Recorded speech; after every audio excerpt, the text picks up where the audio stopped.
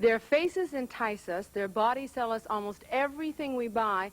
We want to look like them, and we want to live like them. Modeling. Is it all glamour and big bucks, or is it cutthroat competition and shattered dreams? Today on Shirley, the pursuit of perfection, modeling, the good, the bad, and the reality.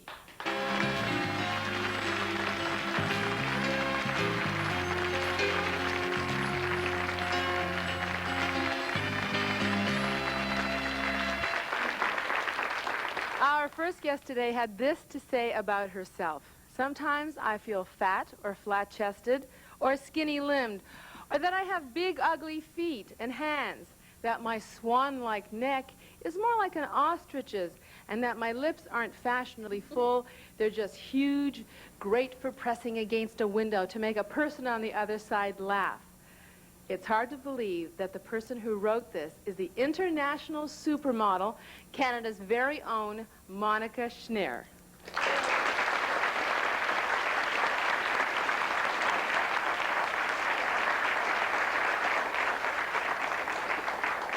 Monica, Yeah. I can't believe you believe that about yourself. Sure, don't we all feel insecure sometimes? Don't we all hate things about ourselves? And because you're a model doesn't mean you necessarily like yourself. Oh, okay, but you look at your neck. Your neck is graceful and beautiful. It is? You were actually laughing. You were laughing when I was reading that. Yeah, well, because I wrote that 2 years ago. I wrote the book when I was 16, Monica, Between You and Me, and I, forget what I wrote sometimes. All right, now the book that you wrote, let me just tell them about you. Here you are, Monica.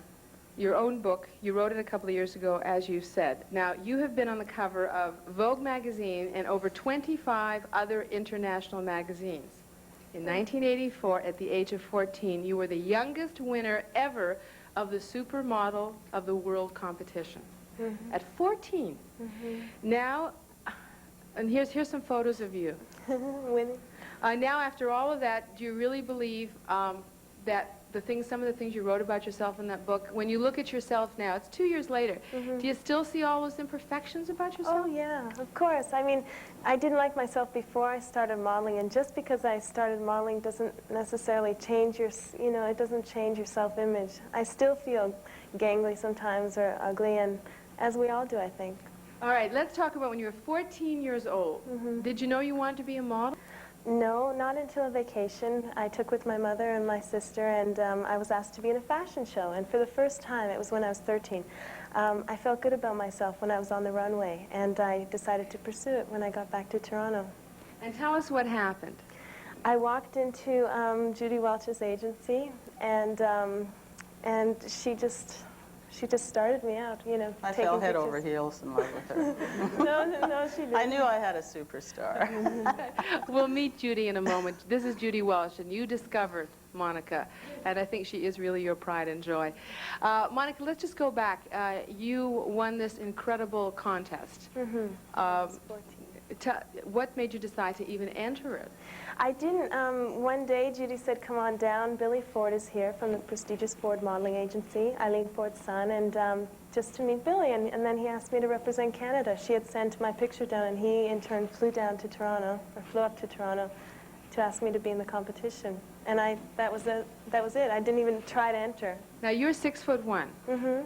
Now, I'm 5'10", and I have to tell you that I was 5'10" when I was only, I think, 13 or 14 years old. I found it really tough to be that height, and you're even taller than I am.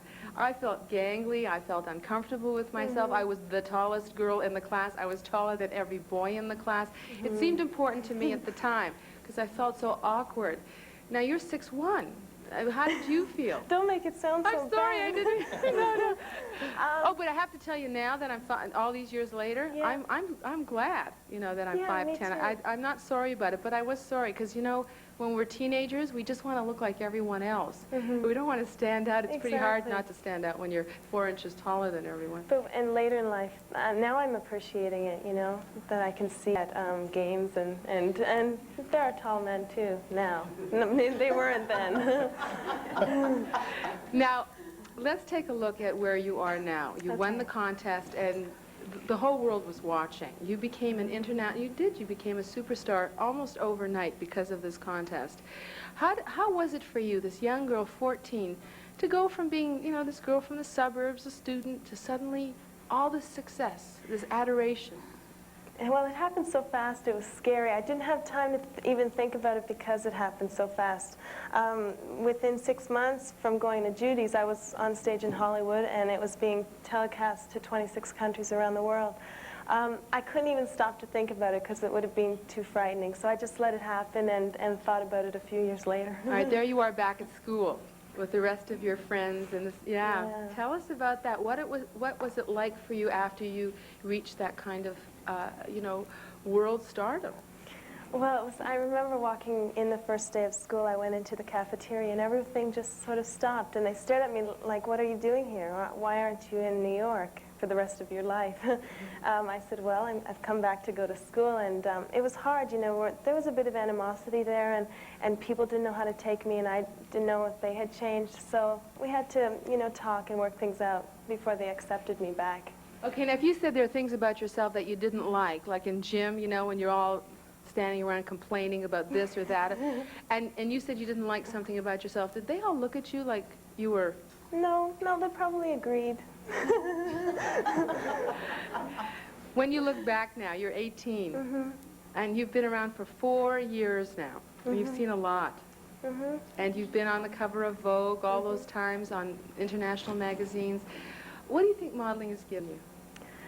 It's given me so many experiences, I can't even think about them. It's given me the opportunity to travel around the world, to meet some of the most intriguing people, not necessarily the celebrities, but, you know, just meeting so many interesting people, from people in Thailand to people in Moscow. And the experiences, the fun. Now, you've done a lot of shoots, but that very first shoot has to be the one that you remember. Yeah, I was mesmerized when he was doing my makeup. He said, "You can move." I wasn't moving. I was mesmerized by the transformation that was occurring, you know. I had never worn makeup before that day, and then seeing the pictures, of course, were you scared that first shoot? Yeah. But I sort of drew on this alter ego I talk about in my book, just to help me through it, to be an older person, because at 13, I was a shy 13. You don't know how to act, or you're not composed, but I learned to deal with it from that first day. Okay, sitting next to you is a gentleman who has a degree in marketing as well as a degree in aviation technology. He spends his summers fighting fires as a pilot in a water bomber plane, and when he's not doing that, he's doing this. This is James Raley, and he is one of Canada's top models. Now, how would you like him fighting your fires?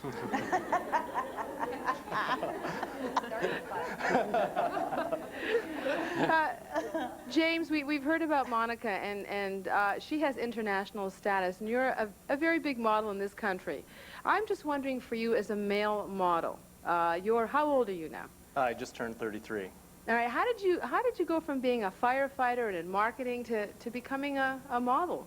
I was here from Thunder Bay on sort of a leave from flying, and someone came up to me and asked me if I would audition for a TV commercial. Were you in a restaurant? Yes, I was. This is like right out of a movie. Yeah. You know, this really does happen. Yeah, it does. So I gave it a go, and normally a commercial had been a time where I would get up and get a sandwich, but now I watch them, and you get and you get paid for being in them, right? Yes. So I did it as a lark for 5 or 6 months, and it ended up being fairly lucrative. And as my hair has been getting grayer, the income's been going up. That's true for men, for male models. Well, yeah, I was 28 when I started, and I'm 33 now. Is that considered late for a man or for a model? I don't think so for a guy. I think when I was 28, they were asking me to put more gray in my hair. So. All right, did you have to go? They're looking for older men all the time. They are. Well, we'll check the audience out later and see. When you decided to become a model, did you have to learn how to stand or walk or do? No, not really at all. Most of it was just natural. Just try and be natural. Yeah. Do you like it? Yes, I like it a lot. It's lucrative, and it has given me an opportunity to travel too. Also, not as internationally, but a lot of trips down south and a lot of TV commercials. It's been fun. Okay, we're going to take a break. When we return, we will talk to other models. We'll talk to a photographer. We'll look at modeling schools, much more in just a moment.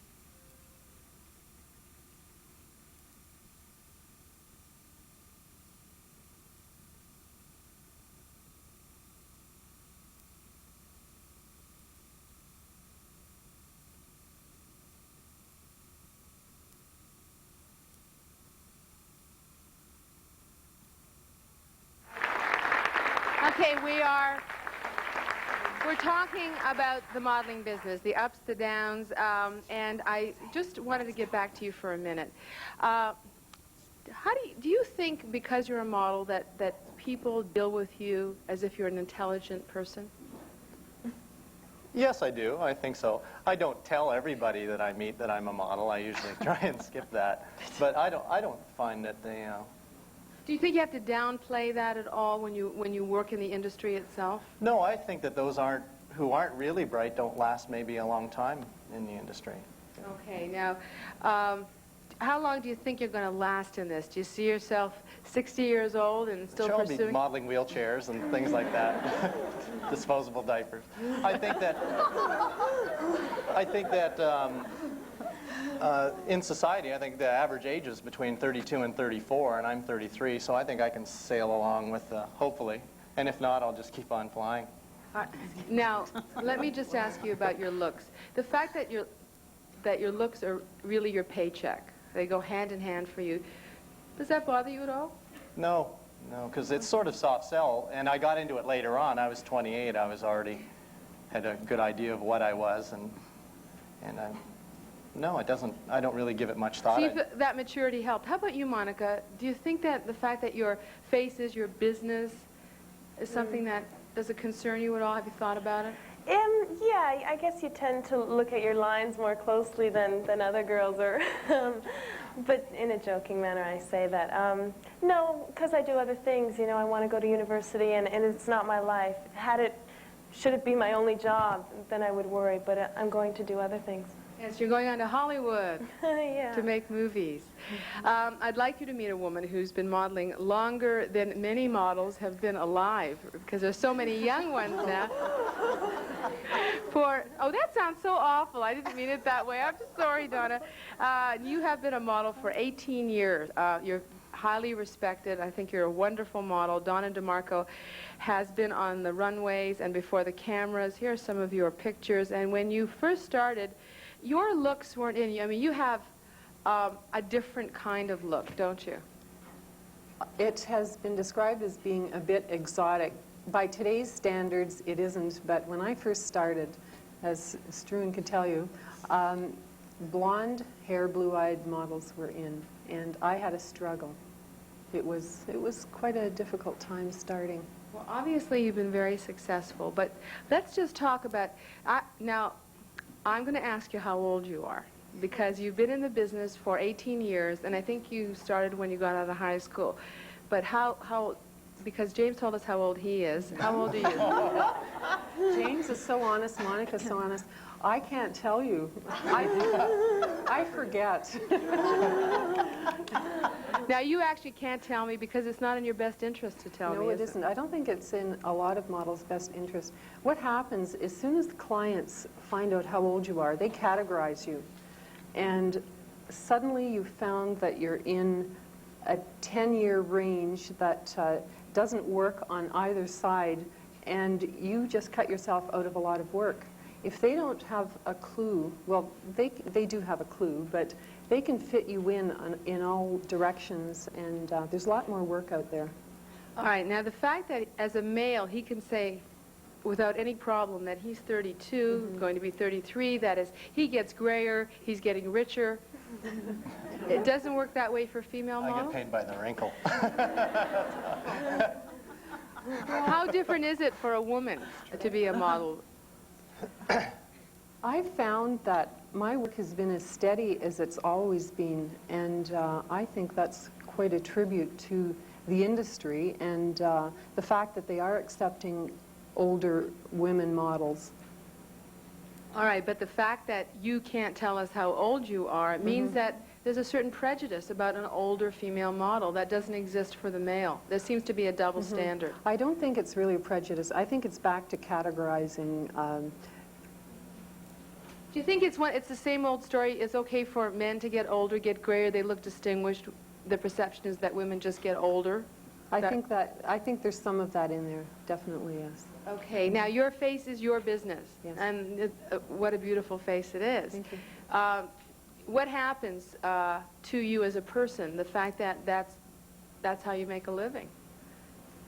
Well, so far I've been pretty fortunate. I was born with great genes. I can attribute that to both my mother and father's side of the family. And I don't know, I'm just going along. They're still booking me, and everything's wonderful. When it stops, you're not it's worrying? fine. No, not Okay, at all. and when it stops, it's fine. It's fine. All right. I've had a great career, and I don't regret if and when I will have to leave it. All right, you mentioned the name Struin when you were talking, and he's sitting right next to you. My next guest took some of the first pictures of Monica Schnarre, and he is one of Canada's top fashion beauty photographers. Monica's laughing. There you are. And is that you as well, Monica? Uh-huh. I think so. That's not her. No. These are some of your pictures. And you are largely responsible for many of the images we see in magazines and advertisements. And you started in this business 20 years ago, and you love women, you say. Well, I'll go with that. You sure spend a lot of time with them. Well, it's, if you're going to pick anything, I might as well pick women.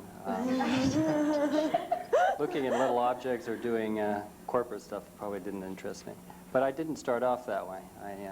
I played with a lot of different things at the beginning, especially back in the 70s where we had to, we didn't specialize at that time, so we had to shoot a little bit of everything and keep everybody happy, from bobby pins to buildings and bottles and bras. And eventually I put my hand towards doing more and more model work, fashion work, and found that I liked it, enjoyed it, and decided to specialize. All right, now, from what I understand, you are the king. You're the reigning monarch.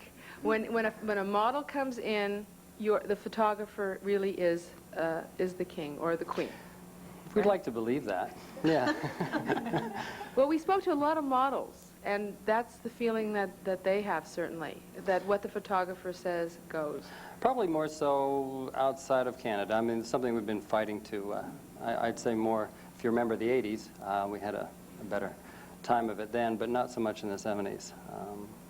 And I think you're given a lot more free rein in Europe, and more so in the States. All right, now, you photographed Monica What did you see when this young lady first came into your studio? Belly button, because she was much taller than I was. I had a hard time. Okay, you know what, Monica? We can withstand all these tall jokes.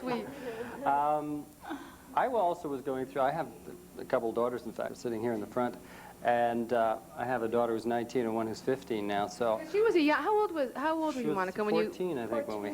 Okay. Do you? I mean, there you were. So psychologically, I had a problem. Here was this woman who looked 23, 25, all made up, nice and tall, and it was hard to, or I had to keep reminding myself that she was really 14. And she I was had really just a young girl. I kept thinking of my daughters and saying, no, don't say that, Struin. This could be your daughter. So I had a psychological problem with it. Okay, do you prefer to photograph older women or younger girls? I like to photograph women, yes. You have no preference? I mean, honestly, if you... No, I would say, yes, women. I don't know what, that can start off at any age. A lot of it's attitude, and when she thinks she's a woman, then I feel we have something more than just a pretty face, and just big eyes or big lips. We have something, a little bit more depth to work with. All right, what's the most important trait as a photographer do you think a model should have? Attitude and confidence. Let's just talk about attitude and confidence. Now, in your book, you talk about attitude, how important it is to be cooperative, compliant, to have a good relationship with the photographer, that if you don't have a good relationship with him, then you're seen as difficult and it's hard to get work. So when we discuss that trait, how important is being cooperative and easy, to work with? Well, it makes the day go a lot easier. We all have to sort of show up at 9 o'clock, like, it's cocktail hour, and we all have to sort of turn on. And on Wednesday, and we might not be prepared for that, and then we have to do something that's either very provocative, or we have to suddenly get into the mood, and it helps to be cooperative. And we have a lot more people on set than just the model, so you have to have a good crew. We have to take a break. When we return, we'll take a look at modeling schools. Do they work or not? Back in just a moment.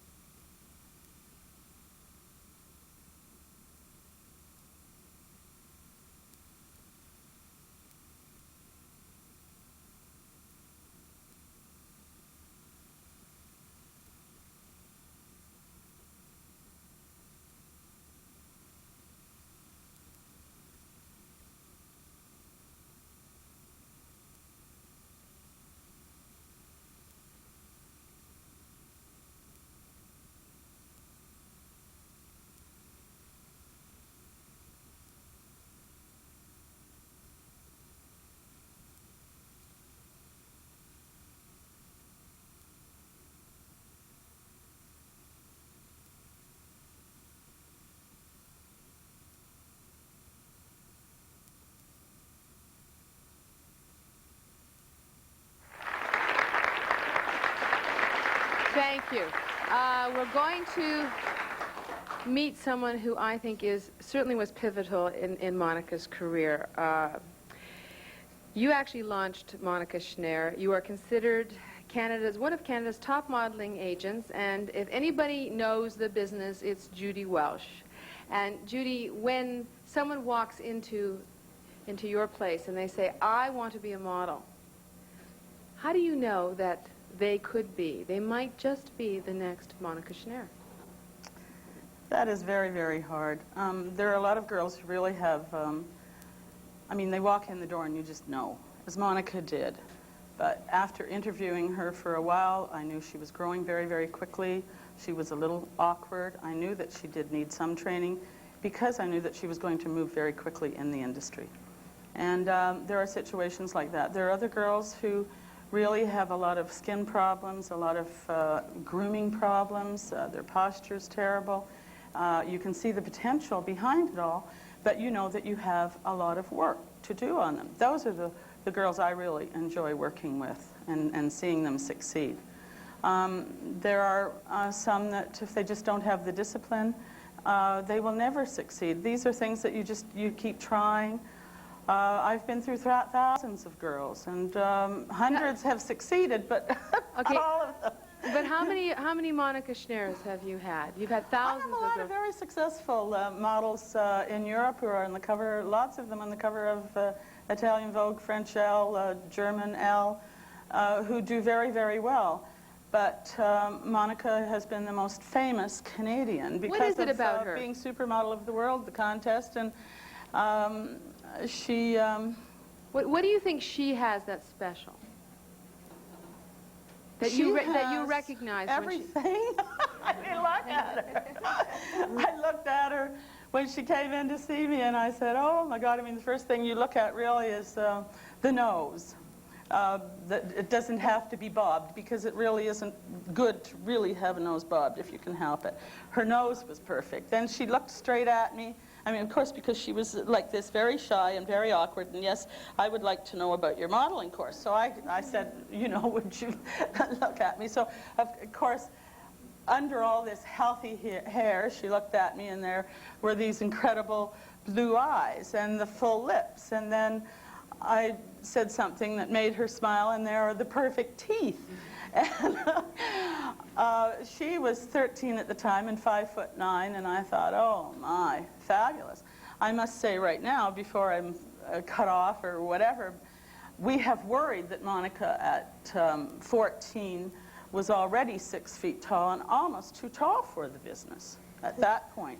Now there are a lot of taller models, but at that point she was one of the tallest. We don't worry about that for men, right? It's very difficult to outfit them. Not for men, no. Not for men. A man, oh, you're 6 feet tall, that's great. Why do we still have that hang-up about women being too tall? It's the garments and fitting the garments and everything. The sleeves might be a little too short, you know, so models have to learn to cheat a bit.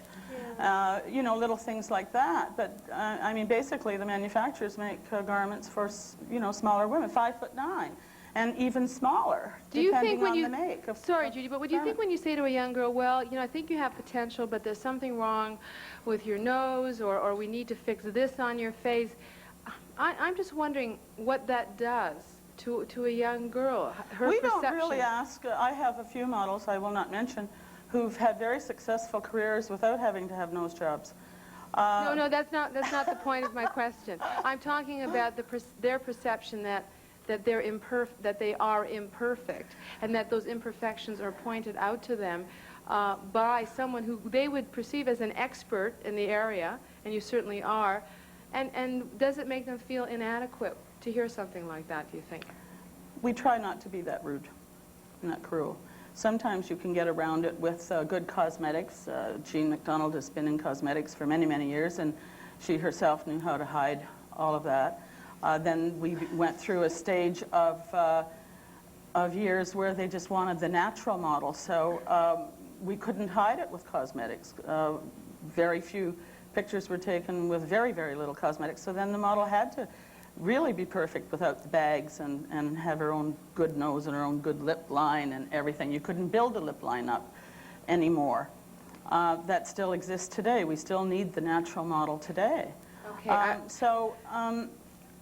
But if a girl is really wants to be in the business and has the discipline and everything, she can get away with imperfections. A model doesn't have to be perfect today. All right. We'll talk about they may not have to be perfect, but do they strive for perfection? We'll take a look at that a little later. But you mentioned Jean McDonald, so it would be remiss of me not to introduce her. She's sitting right next to you. You were at one time a full-time model, and now you are over 40, just like me. Now, you also, like Judy, you headed up a modeling school, but you gave it up. Yes, well, I think that Judy probably has a wonderful eye, and I think she's terribly honest. I really believe that. There's an awful lot of people in this business that are not honest, and they're taking money from little girls that are 5'2", and they're already 16, 17. They're just not going to grow to be tall enough, and they don't have the right bone structure or the right attitude, and that's what I'm very adverse about. I'd like to see more people like Judy in the business, and so we could really, you know, recruit the right kind of women into the business, and, you know, hopefully they have good support from their parents and that, and, you know, make this business what it should be. That's very important, is the support from the parents and the boyfriends.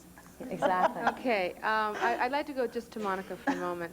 Monica, do you think that when you look at yourself, do you think you're always looking for perfection, and you wonder if you'll ever be able to achieve it with your face, with your body? No, no. When I look at the mirror, I may not be happy with the way I look, but I accept myself, and I think that's really important for young girls, to just accept yourself and not to try and be that perfect image you see. Because, I mean, when you see most top models, they don't look like their covers. We're not airbrushed, you know, in real life, and just I accept myself for what I am. Okay, let me just, there's a couple of quotes from your book, and it's interesting to read your book because it's really you talking to people in that book. Here's a couple of quotes. Models have to be the most insecure creatures in the world. The model may suddenly find herself being treated like a piece of merchandise, not a person with ears, eyes, and feelings. That sounds pretty harsh. But being in the business, going into the business, you should know to have a thick skin, and you have to realize that you are going to be torn apart. If you're selling a product, and you have to be the epitome of what that beautiful is, whether it be working woman or young, you have to know that it's part of the business. Okay, you want to make a comment? I think it's all wonderful to hear all of your success stories. I really do. And I've modeled part-time. I'm in school. I'm a student, poli-sci. And I think it's wonderful what you've achieved, but I think it's so sad to see so many kids go into these things and become anorexic. And I've seen this, become anorexic because they're trying so hard to be like you all are. And they become anorexic. They get taken by bad photographers. And these are very, very serious situations. What do you think we can do as society, not just as people who are involved in this industry? What can we do to protect these young kids? Well, I don't think that those diseases are completely a reflection of the modeling industry.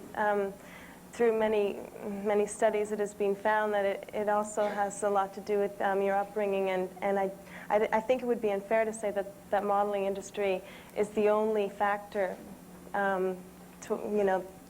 to blame for anorexia and bulimia and eating disorders. There are lots of factors, but I do agree, because of the images we show in magazines, it's very hard for girls to live up to those images, and unfortunately that may be one of the side effects, and you just have to let these girls know that you shouldn't, and it's not worth it. And We did a show on body images and how we feel about our bodies, and when we began the show, I asked the audience, how many people in the audience dislike their bodies, any part of their bodies? It could be your hands, your feet, any part of your body you didn't like, your face.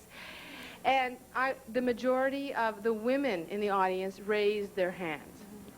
There were a lot of men. We always have a lot of men in our audience. And I looked at the men and I said, are there any men in the audience? None of them raised their hands. The perception on the part of the women in our audience, and many of them had beautiful figures and beautiful faces, yet they were still raising their hands to say how unhappy they were with their bodies. The perception seemed to be on the part of the women, there was something always wrong with them. And on the part of the men, they were okay. And I got to tell you, there were a lot of guys in the audience who were a little chunky, a little bit, that they really thought they were okay. Now, why is there this difference in perception between young men and young women and older men and older women? We're going to find out when we return in just a moment.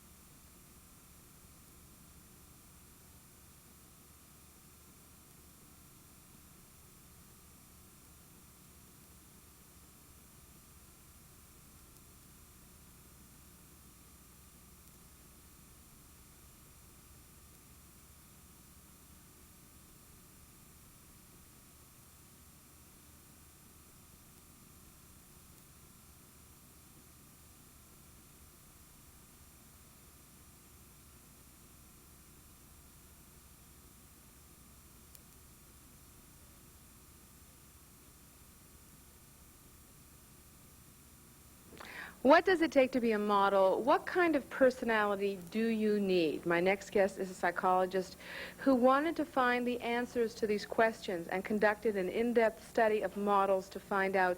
Please meet Dr. Rona Fischer. All right.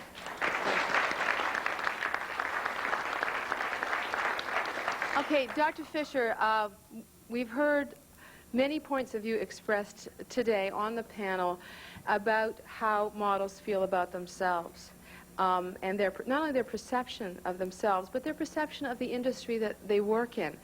I just wonder, when you did this study, what did you learn about models? Well, first of all, I could barely restrain myself as Monica was speaking because my model sample, the ones I interviewed, were all women, girls. I saw a 14-year-old, by the way, in the sample. But the things that she was saying are so typical of the mood and the feelings that the model has. But by the way, when you were talking about the anorexia thing, there are a series of studies that have shown that if your occupation is something that involves your body, that you're more likely to develop anorexia. That is women. It just happens that if you focus on your body, you'll figure out body ways of complaining, I guess. All right, why would we want to focus on our bodies? Well, that's about all we have. You know, that's really the essential part of it. And of course, all these things that you talk about body image, are really ways of reflecting off your body, of the way you feel about issues and the way you react to them. I mean, we don't have anything else to. And we're taught in this culture, I wish we could go back and roll everything that Monica said, and it was just wonderful.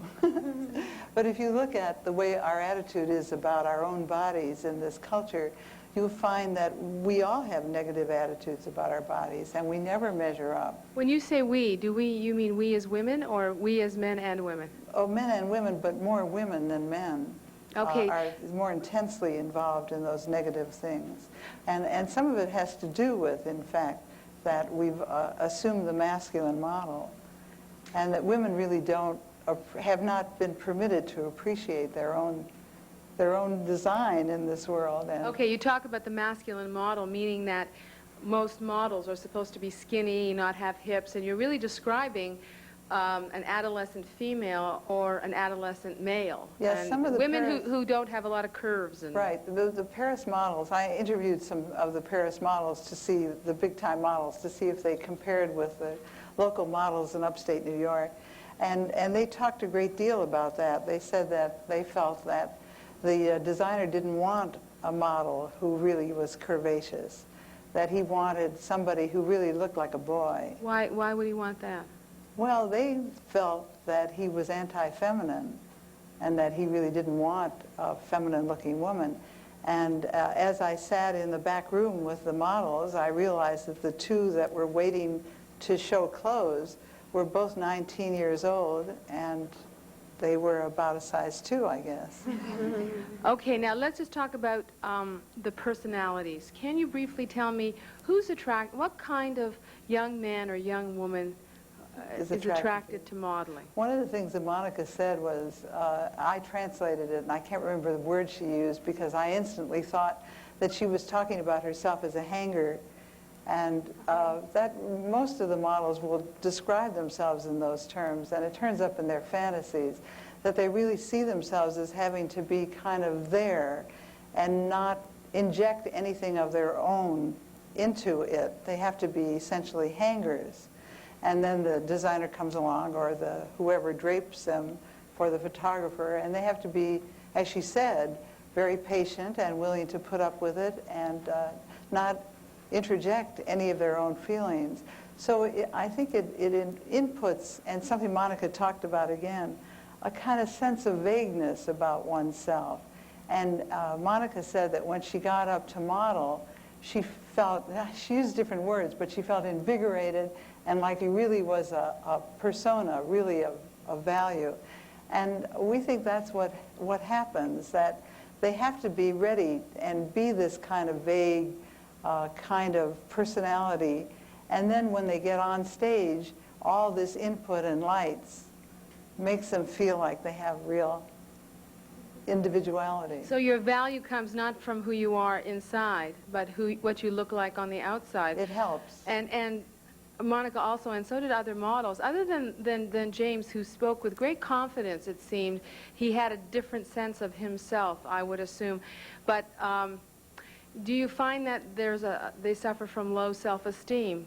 In that respect, but most people do. It's a problem in our culture that most of us do suffer from low self-esteem. Well, society values female beauty. Right. I mean, we're admired for that. Let's face it, when we talk about a woman and if she's not attractive, you've all heard it, the guys say she's a dog, right? That's right. You know, we don't even have a male counterpart, an expression for that. That's right. How about this one? Just put a bag over her head. That's right. Right? Yes. Now, we say that about women. We don't say that about men. That's right. And beautiful.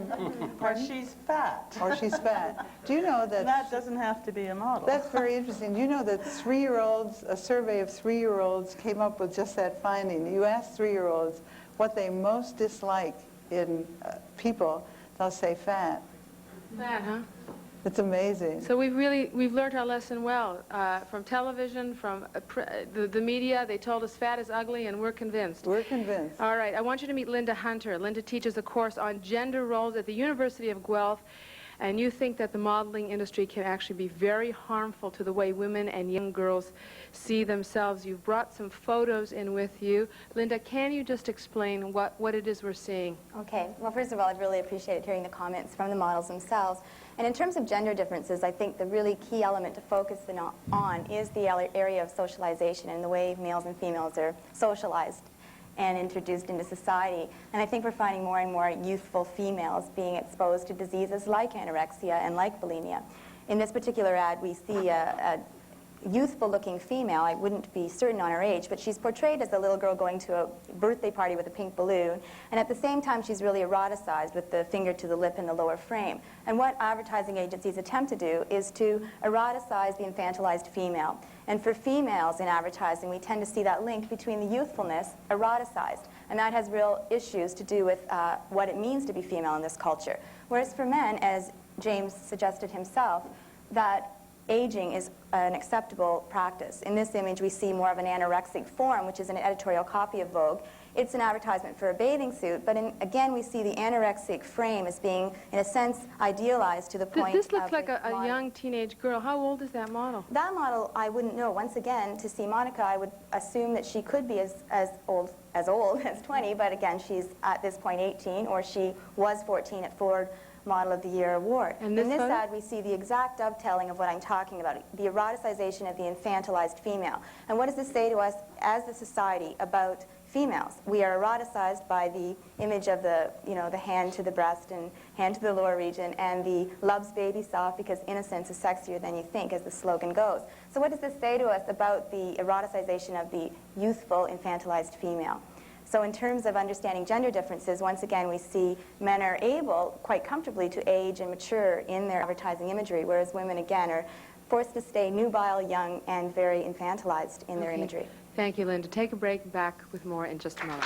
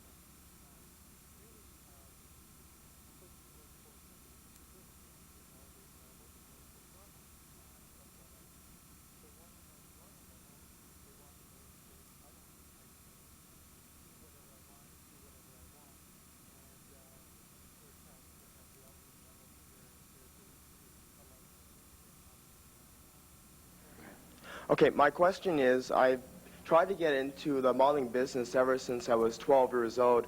And I used to go through the paper and look through the ads and all that. And I did get to meet Judy Welsh many years ago.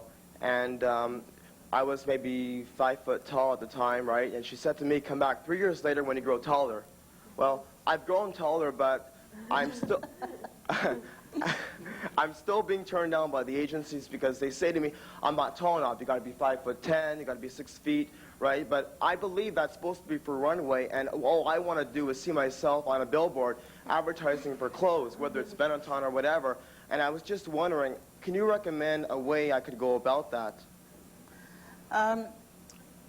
The reason we have to, and I think I stated this earlier, the reason we have to have certain heights is because of the clothing that they would put on you. And 5'10" and 11 is really the smallest we can go. And for someone of your type and size and everything, I would really suggest that you get into acting and go to an agency that handles more character. We are a fashion agency, and we handle people that really should be of size. Now, as much as everyone says they won't take a model at 5'8", I have a lot of very successful models at 5'7", because they have the right face, the right attitude, and they're just perfect. So we make them, you know, look a little taller. Oh, there's that word again, Judy. But that's a little, there's even short. 5'7" is short. Okay, Linda, and to the doctor, there's that word again, the P word, you know? Perfect. Mm-hmm. Yeah, we've heard that a lot today. Right. You know, I think it really relates to the model's concept of her mother. That her mother really wanted things as perfect as she could make them. And if not just her mother, society in general, that generally female anorexics have been said to feel that they aren't perfect, and if they're going to be perfect, they want to be thin, and if they want to be more perfect, they'll be thinner still. And the societal norm is perpetuated with media images of thinness to that extreme. But Judy, I'm not talking about the perfect model. I mean, some girls, their eyes are maybe a little closely set, but there's something else in them that maybe the personality comes out, and you can deal with that. Let me just ask you a question. A good photographer can deal with that with his angles and camera and everything if he really likes the personality of the girl. Imperfections. I mean, you're talking about what you perceive to be imperfections in a person. If we segmentize ourselves, our eyes are too close, our arms are too long, our legs aren't right. Well, unfortunately, the camera picks that up, you see. But I'm not talking about the camera. I'm talking about how we see ourselves as human beings. If we see ourselves broken up, chopped up into little pieces like that, instead of a person and what's inside, I just wonder, Judy, how that affects us as people, as you know, as human beings. There are lots of times I hate my job. I probably hated telling this young man at the time that he was too small, you know. But at least you did. Yes, I did. Linda? But it's not nice. But Judy, what you really... But I never tell a person that they're too ugly or their nose is too big or whatever. I usually will suggest that that the modeling business is very difficult and they should maybe try something else. I don't think that, I don't think, I'm sorry, I don't mean to belabor the point, but that's not the point I'm getting at. Dr. Fischer? But I was going to ask Judy that, isn't it true that what she's doing is she's creating a sort of fairy tale world? And isn't that true for the model? The model goes along with that and says, let's create a fairy tale world for the moment. And in that way, the model says to her audience, don't worry, isn't it a lovely world? Feel good. I have a question for Judy Welsh. We hear of the popular stereotype of girls running to Paris, New York. Is it true that they can find a better job? And how does Canada rank as for modeling agencies among the world? How are we doing out there in the international scene? Quite honestly, a lot of the top models in Europe, all over the world, are Canadians. And the reason they love them is because they're so fresh. They've been well groomed, they've been well trained. They know they can put them on set and they know what they're going to do. And that is why we're so successful. It's basically because our kids go in there, our Canadian girls go in there with a lot of confidence and they're already trained, you know. Okay, my question's aimed towards Judy also. Like this one gentleman said, he's checked the ads in the paper for all the modeling agencies and schools. And for instance, I have a sister who's really interested in it, and she's called places, and every place says, you know, send her sign up, you know, it's $1,000 here or $700 here. How do you know where the scam is, and what should they look for if they really want to start into the business? Okay, Judy, before you answer that, I'll take a break and let you answer it right after we come back, okay? Thanks.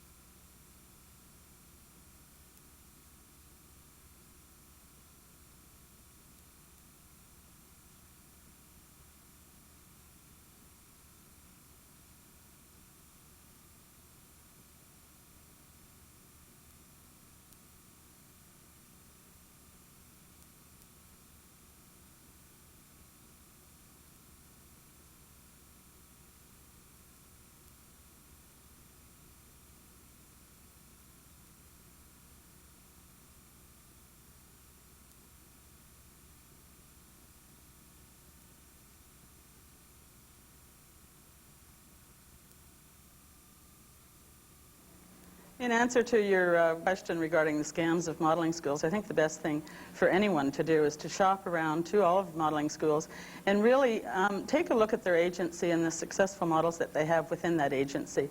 I think it's really important. There's too many schools around who do not have an agency, who can't put you to work after. And it's more important that you are able to go to work. We have a very successful agency, and I'd like to tell all those skinny little ladies out there that you can put on a little meat now because curves are in again. We would like people a little fuller and a little older. So there you go. A question for Judy. I live just outside Toronto, and so I was wondering if there's any way to have a modeling career if you don't live in a big city. If what? In a big city. If you live in a small town, can you still have a modeling career? Yes, you can. I had a 13-year-old modeling career, and I came from Peterborough, Ontario, and started my career there. My question is directed to both Monica and Donna. Since you've been able to appear on so many top fashion magazine covers and travel to different parts of the world, what are some of your other aspirations for the future? I'm moving to Los Angeles for a little while next week. I just found a roommate and a place to stay. I'm hoping to continue acting. I just finished a film and a few TV jobs, and I'm pursuing acting. As a supermodel, this is directed to Monica, Donna. obviously. Donna, I'm sorry. Go ahead, your aspiration. Well, I was going to say that I've been in this business 18 years. It is my third career, and I'm quite happy. Toronto is my home, along with North Bay, and I don't know, whatever is going to happen. So no plans yet? No. You're not going to be Monica's roommate in Hollywood, are you? No. I'd like to be, maybe. Go ahead. Monica, as a supermodel, where do you have time to be a big sister? I mean, I've seen your Shirley's wardrobe today was supplied by Peter Lamb, whose designs are available in fine stores everywhere. School and all that. Where do you find the time? So you're a big sister. It's called Youth. It's Canada's answer to Big Brothers Big Sisters, called Youth Assisting Youth.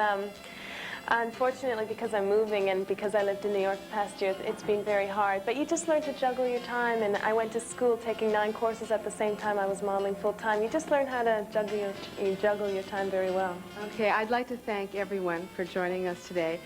It's great having you all on the panel, and we wish you lots of luck to all of you, to Monica and James. And, you know, Monica, I know you're going to Hollywood, and we know you'll be a big success. Don't forget about us when you go south. Come back. And to you, Donna.